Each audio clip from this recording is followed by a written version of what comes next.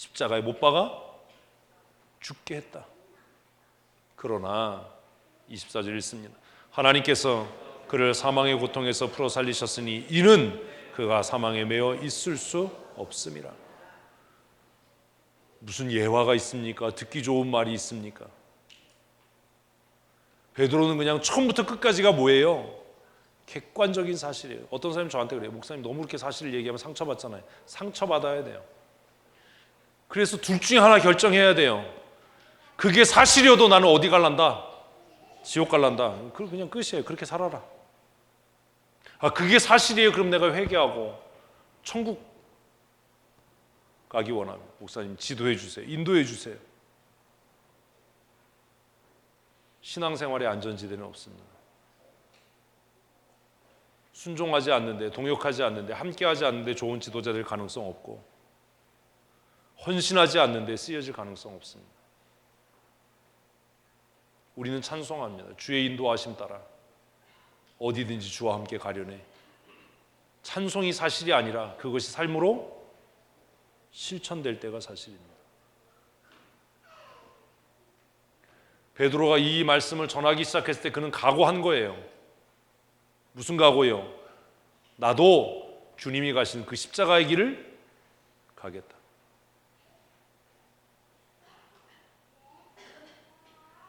그 결심이 없이는 담대하게 복음 전하지 못합니다.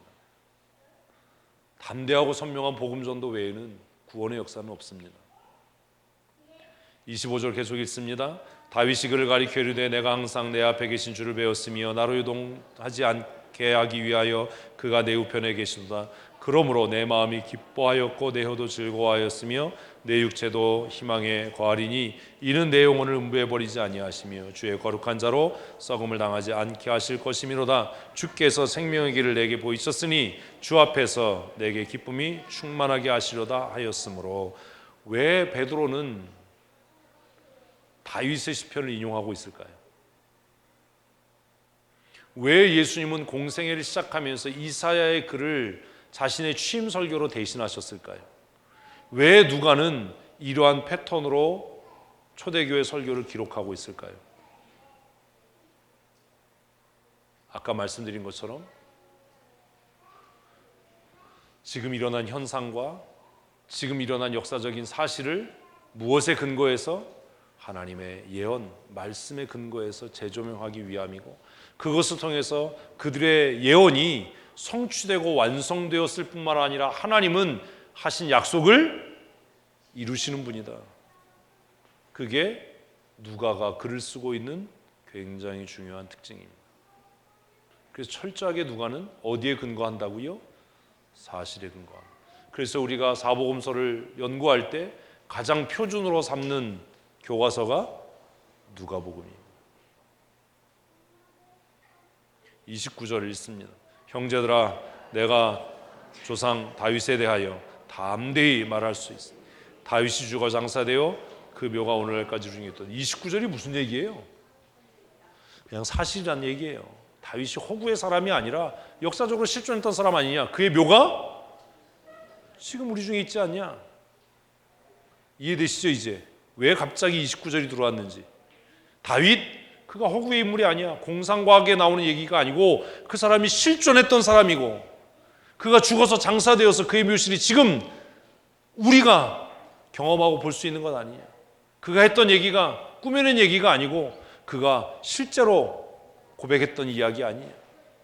그러니 초대교회 설교의 가장 큰 특징은 철저하게 어디에? 사실에 근거하는 거예요. 여러분이 성경을 가르칠 때, 누구의 말씀을 가르칠 때 가장 중요하게 생각해야 할 것은 내 가르침과 내 말씀의 선포가 철저하게 무엇이어야 한다는 것, 말씀에 근거해야 한다는 것, 사실에 근거해야 된다는 것. 어떤 사람에 대해서 평가할 때 그의 말이 아니라 그의 행동, 사실에 근거해야 한다는 것. 말로는 무슨 말 못해요.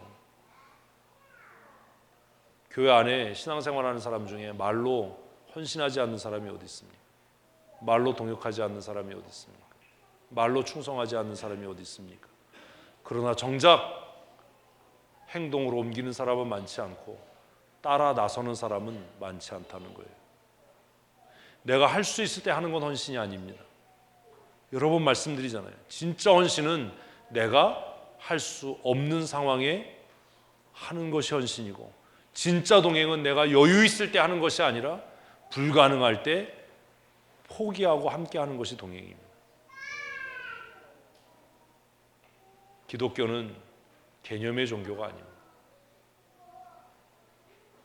기독교는 철저하게 역사적인 사실과 현재적인 사실에 근거해서 현재와 미래를 조망하는 종교입니다. 그래서 우리는 참선하지 않습니다. 그래서 우리는 명상하지 않습니다. 우리는 하나님의 말씀, 역사적인 사실을 근거하고 날마다 그 역사를 이루어가는 사람으로 사는 겁니다. 머릿속에 있는 생각이 실체가 아닙니다. 진짜 실체는 내 행동입니다. 내가 어떤 사람이냐는 내 행동이 결정하는 거지. 내가 아무리 안재범 장로님을, 이경선 집사를, 정성택 집사를 신뢰해 사랑해 얘기한다고 해도 그건 사실이 아닐 거예요. 머릿속으로 생각한다고 그건 사실이 아닐 거예요. 그것이 어떻게 될 때? 삶으로 나타날 때예요. 3박 4일 이렇게 여행하면 귀찮은 일 참 많아요. 힘든 일 참 많아요. 어려운 일 많아요. 제가 3일을 안재범 장로님하고 같이 잤어요. 하루는 같은 침대에 누워서 잤어요. 우리 사귀어요. 되게 웃기잖아요. 남자 둘이 큰 침대에 둘이 누워서 안 웃기세요? 불편할 수 있잖아요. 참 신기한 사람이에요. 머리만 담으면 바로 자요. 막 얘기하다 머리 담으면 아주 얌전하게 자요. 굉장히 신경 쓰나 봐요. 내가 이렇게 자는 거 보면서 집에서는 저렇게 안 잘 텐데. 기독교는요, 머릿속으로 만들어내는 생각 속에 갇혀 있는 종교가 아닙니다. 행동으로 옮겨지고 실천되는 종교. 베드로는 지금 그렇게 말씀을 전해가고 있습니다. 다윗이 한 얘기, 다윗은 허구의 인물이 아니라 그의 묘실이 우리 중에 있지 않냐? 나는 뭐만 얘기한다? 사실만 얘기해. 실천되지 않을 얘기하지 않고 나는 실천된 이야기만 해. 그리고 내가 하는 얘기는 반드시 실천될 거야. 말하고 실천하지 않는 사람의 말을 어떻게 신뢰합니까? 그 사람이 무슨 얘기를 해도 앞으로 그의 얘기를 신뢰할 수 없지 않겠습니까? 그의 이야기가 실천되기 전까지는 그냥 그럴지도 모른다라는 이야기인 겁니다. 하나님의 말씀이 놀라운 것은 그분의 말씀은 그럴지도 모른다가 아니라 이미 과거의 역사를 통해서 뭐 됐다? 다 실천됐다예요.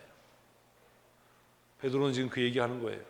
30절 말씀이 있습니다. 그는 선지자라 하나님이 이미 맹세하사 그의 자손 중에 한 사람을 그 위에 앉게 하시라 하심을 알고 미리 본 거로. 다윗을 왜 선지자라고 얘기했어요? 그는 하나님의 약속의 말씀을 듣고 내가 너의 집안에서 영원한 왕이 오게 하겠다. 실로가 내게서 올 것이다. 영원한 통치자가 내게 올 거다. 내가 너의 집안을 세우겠다. 누구를 통해서요? 나단을 통해서 하신 그 언약의 말씀을 다윗은 이야기로가 아니라 뭐 했다는 거예요? 믿고 신뢰했다는 거예요. 그래서 그는 보았다라고 이야기를 해요. 보았다. 보았다. 어떤 사람의 말은 보여지는 말이 있어요. 이거 잘 들으셔야 돼요. 어떤 사람의 말은 그냥 말이에요.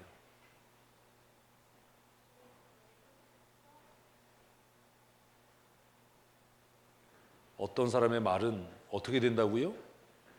보여진다고요. 저 사람이 한 번 한 얘기는 저 사람은 반드시 이루고 실천해. 그러면 그 사람의 말은 뭐 하는 거예요? 보여지는 거예요. 우리가 하는 정말 수없이 많은 말 중에 무의미한 말이 한 번 만나서 밥 먹자. 여러분 그런 얘기 하지 마세요. 얼마나 무의미해요.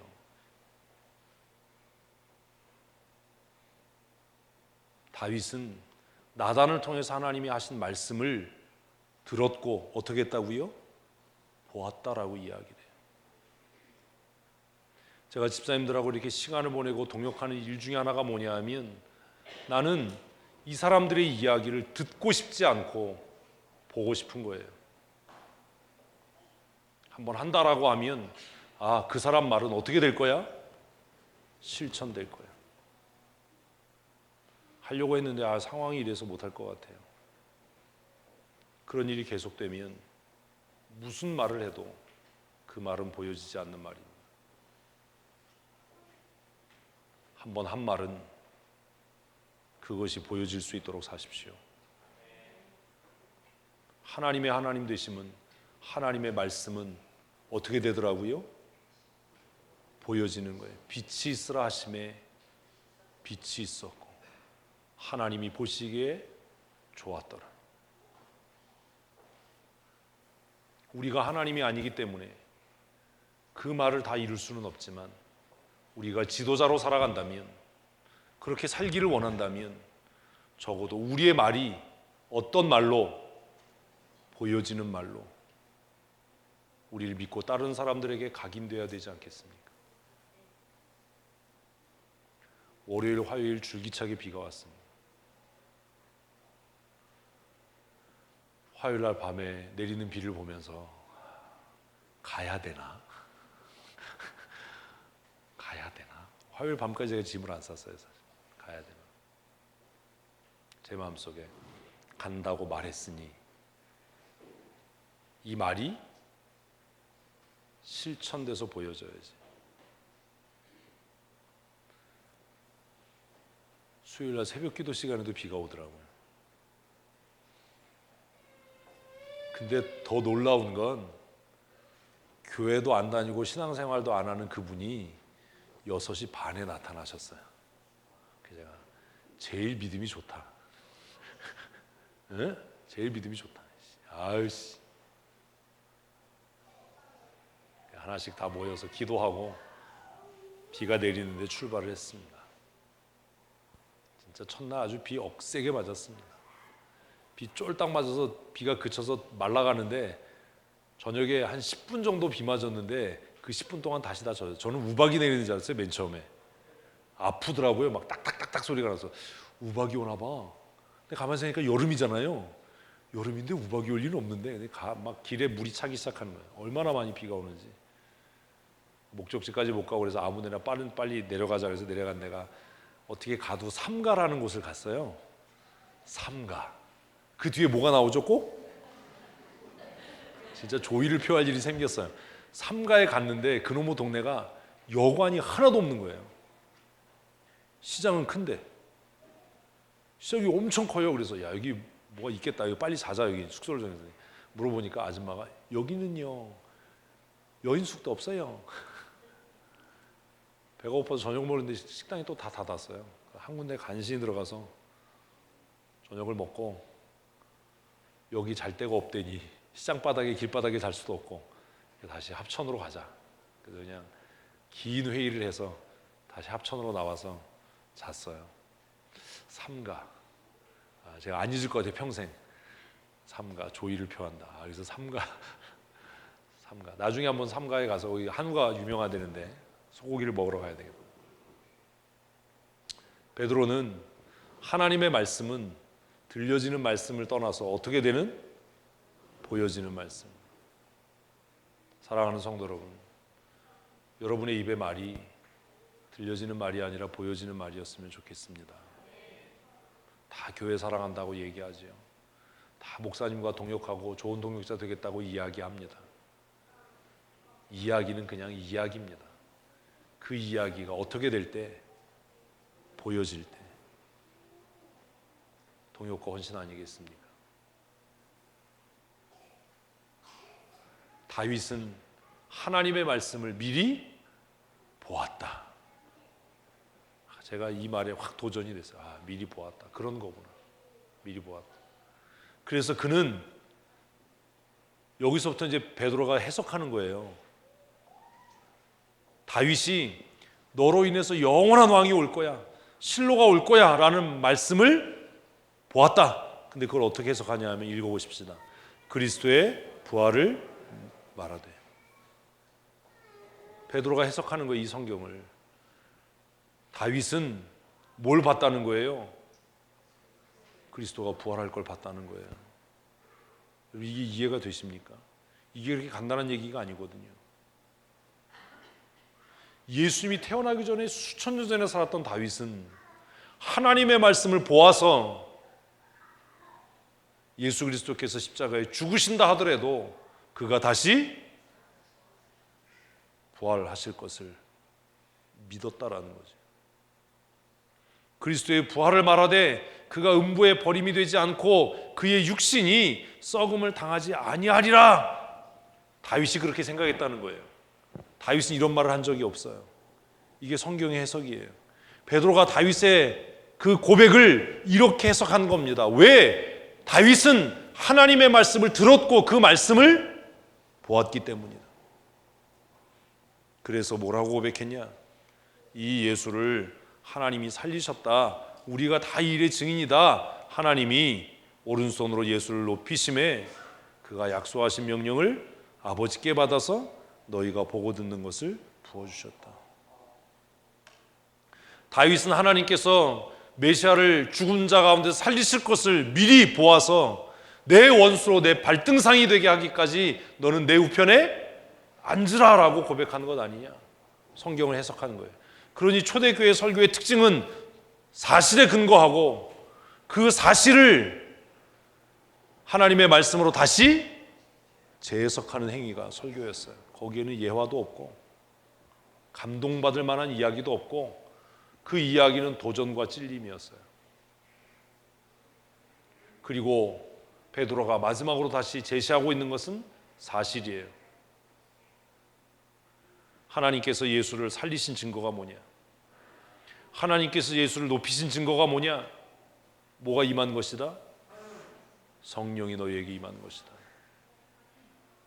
너희가 지금 이 사람들이 새술에 취했다라고 조롱하는 이 사건이 이 사람들이 술에 취해서 대낮에 9시에 해롱거리고 헛소리하는 게 아니라 하나님께서 예수를 살리시고 그를 높이셔서 예수님의 부활하신 증거와 그가 열방의 왕이 되신 그 증거와 표적으로 오늘 우리들에게 이들에게 무엇을?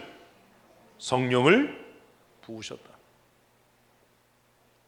예수님께서 다윗의 고백처럼 내 원수로 내 발등상이 되게 하기까지 너는 내 우편에 앉으라라는 말씀이 응해져서 지금 예수님께서 보좌 우편에 앉으셔서 하나님 아버지께로부터 성령을 받아서 그 성령을 이들에게 부으셔서 이들이 너희가 조롱하는 것처럼 세수에 취한 사람처럼 각 나라의 언어로 하나님의 큰 일을 선포하는 것이다. 베드로의 설교가 얼마나 놀라워요. 별로 감동이 안 되시나 봐요. 설교학을 전공한 저에게는 굉장히 큰 감동입니다. 설교는 이런 거다. 성경을 성경으로 해석하고 그 말씀을 우리의 삶에 적용시키는 것. 성령이 그냥 온 것이 아니다. 성령은 다윗이 하나님의 말씀을 듣고 믿음으로 보고 알아서 고백했던 것처럼 하나님께서 너희가 이방인의 손에 넘겨서 십자가에 못 박아 죽게 한 예수를 부활시키시고 살리셔서 그를 보좌 우편에 앉히셨고 그가 보좌 우편에 앉으셨다는 것을 우리가 눈으로 볼 수 없지만 그 증거로 예수님께서 아버지께로부터 성령을 받아서 그 성령을 이 사람들에게 부어주심으로 예수님께서 하나님의 보좌 우편에 앉으셨다라는 증거를 보이신 것이다.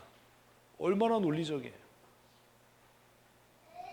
그러니 너희의 조롱함이 합당치 않다.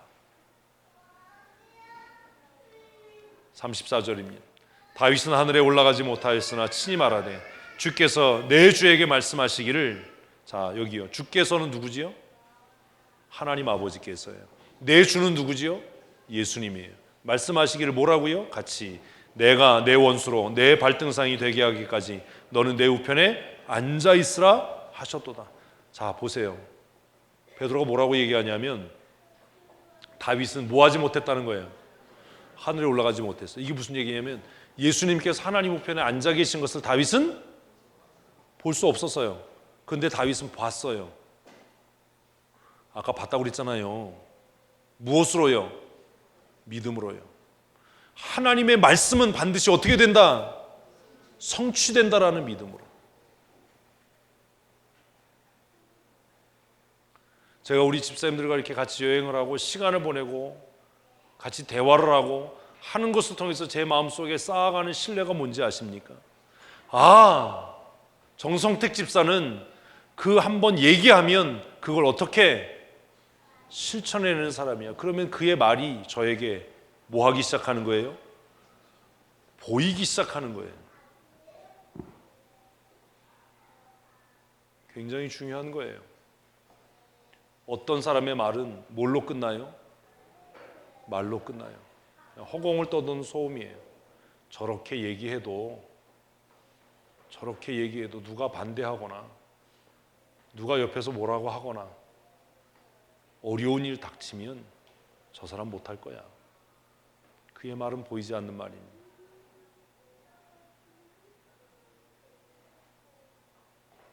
어려운 일을 겪고 힘겨운 일을 겪고 부당한 일을 겪고 하지 않아도 될 희생과 헌신을 겪어가면서 배워가고 깨달아가는 것은 이 일을 같이 겪어내고 이 힘겨운 일을 참아내고 이 부당한 명령에 순종하는 모습을 보니 저 사람의 말은 어떤 말이라고요? 보여지는 말이에요. 힘겹고 어려운 일을 할 때 무언가 책임이 따르고 누군가의 희생이 따른 일을 하려고 할 때 들려지는 말을 따라가는 것이 옳겠습니까? 보여지는 말을 따라가는 것이 옳겠습니까?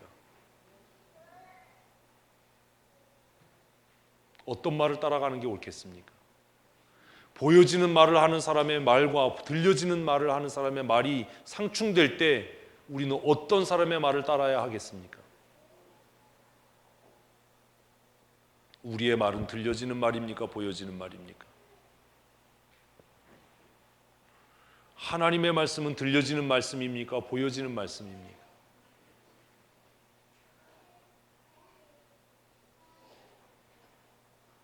하나님의 말씀을 볼 수 있는 하나님의 사람들이 되셨으면 좋겠습니다. 그리고 우리의 말도 누구에겐가 들려지는 이야기가 아니라 보여지는 말이 되었으면 좋겠습니다.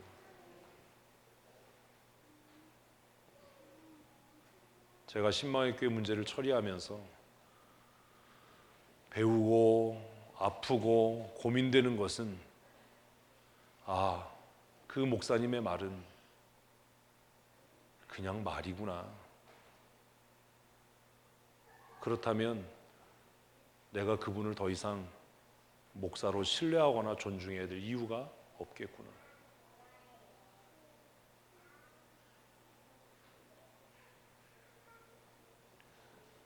우리가 하나님의 말씀을 믿고 따르고 신뢰하는 것은 그분의 말씀이 그냥 허공에 흩어지는 소음이 아니라 그분을 통해서 선포된 말씀은 우리가 눈으로 볼 수 있고 만질 수 있도록 실천되고 실현되는 것이기 때문 아닙니까? 좋은 지도자가 되려고 하는 분들, 들려지는 말을 하는 사람이 되십시오. 그리고 뛰어넘어서 이제는 어떤 말이요? 보여지는 말을 할 수 있어야 합니다. 들려지는 말을 하기도 쉽지 않습니다. 그러나 들려지는 말은 달콤하고 희망이 될지 모르지만 그 희망이 현실이 되려면 그 말은 들려지는 말이 아니라 이제 보여지는 말이어야 합니다. 하나님의 말씀이 능력 있는 것은 그 말씀이 성령의 임하심을 통해서 어땠다고요? 다윗에게 보여지는 말이 됐거든요. 다윗은 그 말씀을 보았거든요. 제가 여러분의 중첩되는 삶의 경험을 통해서 안재범 장로님이나 이경선 집사님이나 정성택 집사님이나 이렇게 어려운 시간들을 보낸 사람들의 말은 제가 마음에 둡니다. 왜요? 그들의 말은 들려지는 말이 아니라 저에게 어떤 말이라고요? 보여지는 말이니까요. 우리 간다라고 하면 가는 거고 한다라고 하면 하는 거고.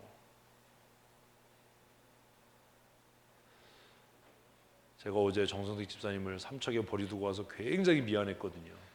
근데 우리는 버린다 그러면 버려요. 너 혼자 알아서 정비하고 와. 그럼 우린 뒤도 안 돌아봐요. 미안한 얘기지만 너 혼자서 알아서 와. 그리고 나서 길이 뻥 뚫려서 내가 한 120km로 달려서 왔어. 주일 준비하느라고. 설악산 밑에 와서 조금 미안했어. 그 빨리 오면 같이 순두부 먹으려고 그랬는데 아직도 강릉에 있다고 해서 우리끼리 먹고 왔어요. 다윗은 하나님의 말씀을 듣는 사람이 아니라 어떤 사람이었다고요? 보는 사람이었어요. 그는 하늘에 올라가서 예수님이 하나님 우편에 앉아 계신 것을 보지는 못했지만 하나님의 말씀을 볼 수 있는 사람이었기 때문에 그가 시편을 통해서 내가 내 원수로 내 발등상이 되게 하기까지 너는 내 우편에 앉아 있으라 이렇게 고백한 것 아니냐. 그런데 그 다윗의 묘실이 지금 우리와 함께 있지 않냐. 그리고 너희가 스스로 다윗의 후손이라고 자랑하지 않냐. 베드로의 설교를 깨달을 수 있었던 사람이라면 얼마나 기분 나빴겠어요. 얼마나 자존심 상했겠어요. 얼마나 속상했겠어요. 너희가 스스로 다윗의 후손이라고 아브라함의 자손이라고 이야기하면서 다윗이 보았던 그것을 너희는 보지 못해서 예수를 십자가에 못 박아 죽게 하지 않았냐. 36절이 압권이에요. 같이 읽습니다. 그런즉 이스라엘 온 집은 확실히 알지니 너희가 십자가에 못 박은 예수를 하나님이 주와 그리스도가 되게 하셨느니라. 아멘. 끝장이잖아요. 여러분 여기에 무슨 듣기 좋은 소리가 있고 무슨 달콤한 얘기가 있고 무슨 위로가 있어요. 니네가 살인자야. 니네가 죄인이야. 니네가 메시아를 죽인 그놈들이야.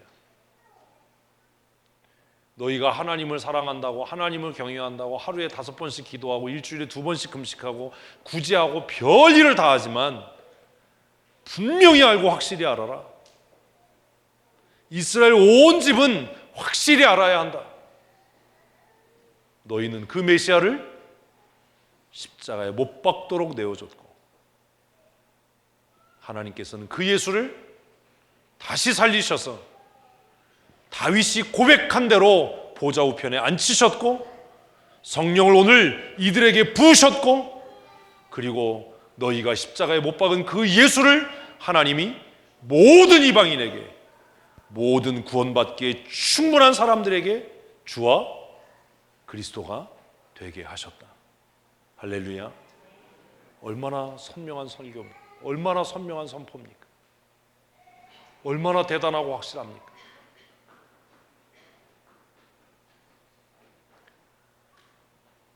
한 주간 이 말씀을 마음속에 생각하면서 베드로는 어부였고 나처럼 전문적으로 신학을 공부한 사람도 아니고 학위를 갖고 있는 사람도 아닌데 어떻게 이렇게 담대하고 선명한 복음을 전할 수 있었을까? 결국 누구의 역사 외에는 성령 하나님의 기름 부으심과 성령 하나님의 은혜가 아니고는 이 진리를 깨달을 수 없다. 그러니 사랑하는 성도 여러분, 성령 충만하십시오. 예배당에 나올 때 위로받기 위해서 달콤하고 듣기 좋은 이야기를 듣기 위해서 오지 마십시오.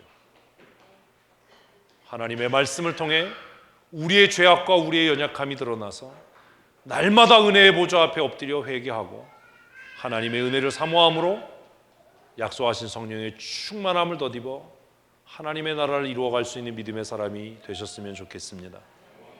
특별히 하나님의 몸된 교회의 좋은 사역자와 지도자로 저의 좋은 동역자요 협력자로 살아가기를 원하신다면 여러분 말을 위한 말을 하지 마시고 이제는 들려지는 말이 아니라 모두가 함께 볼 수 있는 말,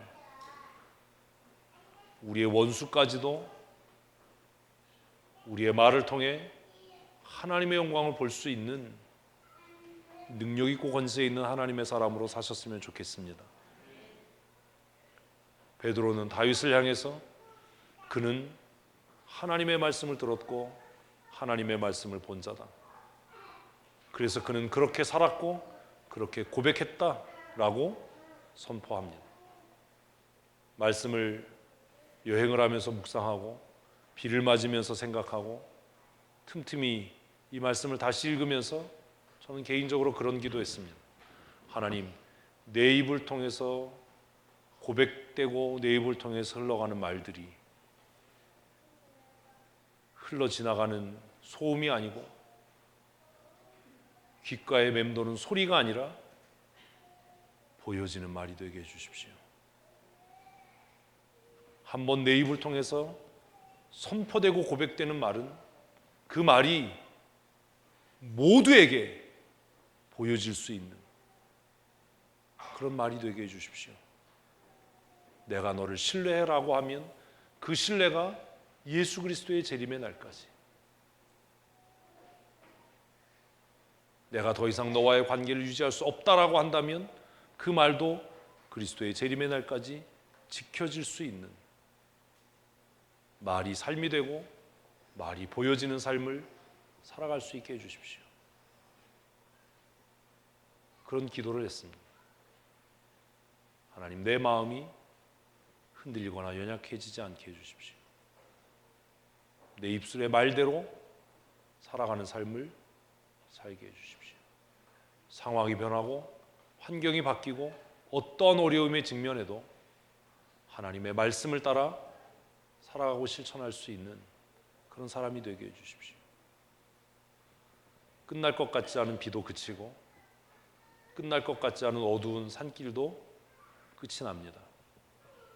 끝날 것 같지 않은 우리의 인생도 끝나는 날이 오고 평생 청춘일 것 같던 우리의 삶도 중년과 노년을 맞이하는 날이 오게 될 겁니다. 그러나 사랑하는 성도 여러분, 영원히 변하지 않는 것이 있는데 그것은 하나님의 말씀입니다. 이 말씀 붙들고 날마다 승리하는 하나님의 사람 되시기를 축복합니다. 성령 충만하여서 예수 그리스도의 복된 복음의 소식을 담대히 선포하고 증거하는 거룩한 하나님의 사람들 되십시다. 우리 이 시간 함께 기도할 때 하나님, 예수님을 우리의 주와 그리스도가 되게 하심을 감사합니다. 날마다 내 삶을 통해 주와 그리스도이신 예수를 담대히 증거하고 선포하는 믿음의 사람으로 살아가게 하여 주시옵소서. 우리 함께 큰 목소리로 기도하시겠습니다. 하나님 아버지, 날마다 우리의 삶에 믿음의 은혜를 더하심을 감사합니다.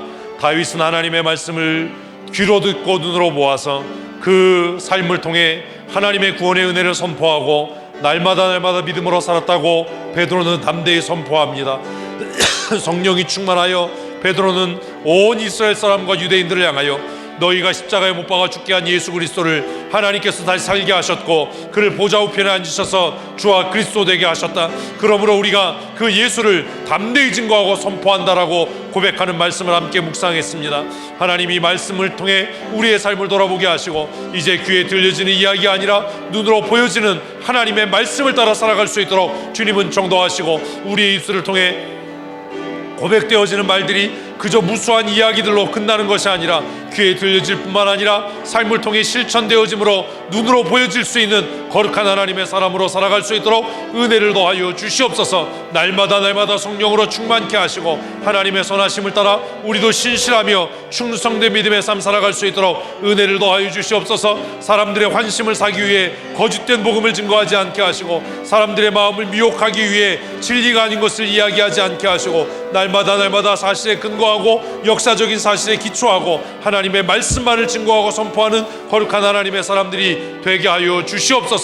날마다 천국 소망하며 부르심이 합당한 삶 살게 하여 주시길 원하며 예수님 거룩하신 이름으로 감사하며 기도합니다. 아멘. 우리 다 자리에서 기립하셔서 635장 함께 찬송하시겠습니다.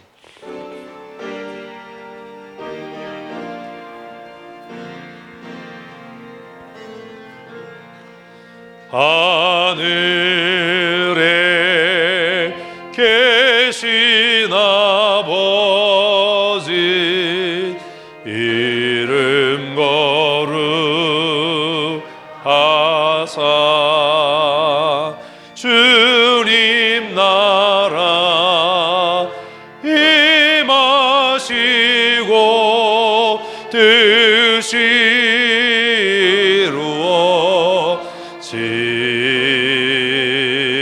이루어지다 일용할 양식 주시고 우리들의 큰 죄 다 용서하옵시고 또 시험에 들게 마시고 악에서 구원하소서. 대개 주의 나라 주의 원